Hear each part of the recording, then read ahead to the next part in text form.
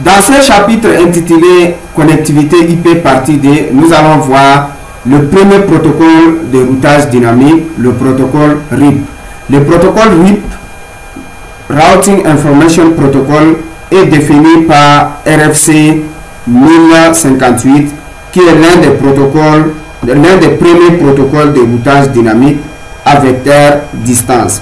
Il a été créé en 1980 pour permettre aux routeurs d'échanger leur table de routage de manière automatique et adaptative, sans l'intervention manuelle de l'administrateur. Okay?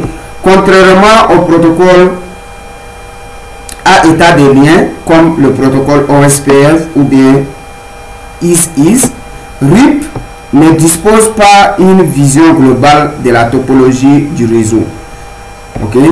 Le protocole de routage à état de lien, par exemple le protocole OSPF ou bien le protocole IS-IS, ces protocoles, ils ont une vision globale du réseau concernant l'état des liens. S'il y a un problème sur les liens, eux, ils peuvent facilement savoir grâce à leur vision globale du réseau. Contrairement à ces protocoles de routage, RIP ne dispose pas une vision globale du réseau. Ok, donc RIP, pour lui, il est là quand quelque chose est passé, il ne saura pas facilement. Supposer quelque chose est passé sur ce lien, il ne peut pas savoir. Ok, donc sa distance administrative AD du RIP est fixée à 120. Ok, la distance administrative de RIP est à 120. Donc ça, c'est des choses qu'il faut retenir.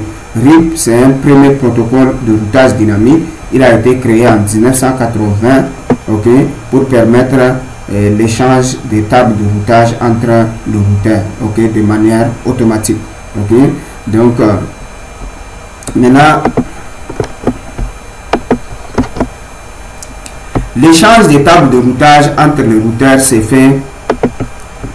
fait toutes les 30 secondes. C'est-à-dire quand je suis là, un routeur, toi aussi tu es là. Voilà, maintenant, à chaque 30 secondes, voilà, toi tu es connecté à ce réseau, moi aussi je suis connecté à ça. À chaque 30 secondes, je vais t'envoyer ma table de routage pour te dire je suis connecté à tel réseau, tel réseau. À chaque 30 secondes, toi aussi tu fais la même chose.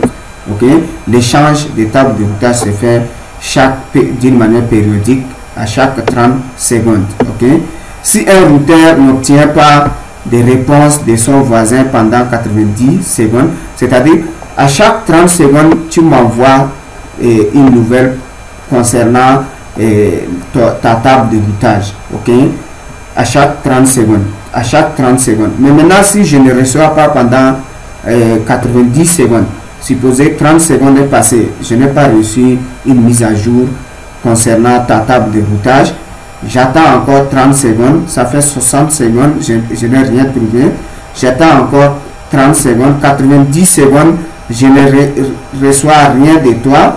Là, je considère que toi, tu es inaccessible ou bien tu es down. Mon routeur voisin qui a à chaque fois normalement m'envoyé sa table de routage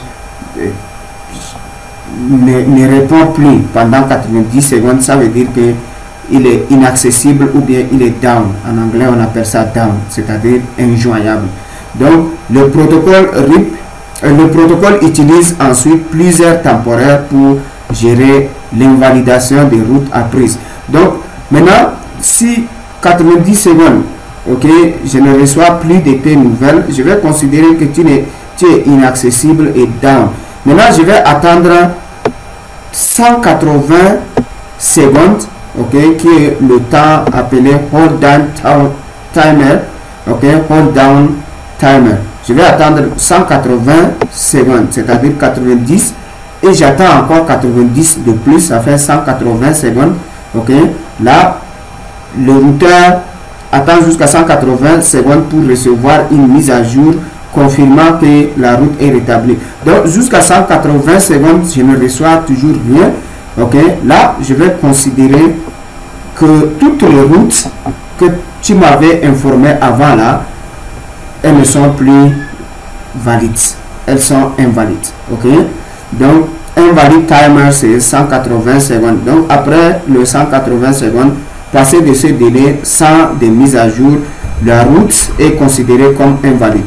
Toutes les routes que j'ai apprises via toi, le voisin, ok, là, je vais les considérer comme invalides dans ma table de routage. Ok, supposez ce routeur a pris cette route via ce voisin. Mais maintenant, le voisin ne répond pas 90 secondes. Ok, et là, je le considère comme il est inaccessible. Je vais attendre encore 90 secondes, ça fait 180 ok, secondes. Et là, je vais dire désormais ce voisin-là, ok, ce voisin n'est plus accessible. Du coup, toutes les routes que j'ai apprises, c'est-à-dire le réseau que lui, il m'a annoncé là, je vais les considérer comme des réseaux invalides dans ma table de routage. Invalide, ça veut dire injoignable du point de vue du routeur. Ok, donc il va encore attendre 60 secondes de plus. Ok, ça fera 240 secondes. Après le 240 secondes, ok, c'est le temps on appelle flash timer. Ok, après ce temps là, le routeur, qu'est-ce qu'il va faire? Il va maintenant flasher toutes les routes apprises via son voisin qui se trouve dans sa table de routage comme des routes invalides, parce que après 180 secondes, il a invalidé les routes. Maintenant, il attend encore 60 secondes supplémentaires avant de flasher ces routes définitivement de sa table de routage. Ok, maintenant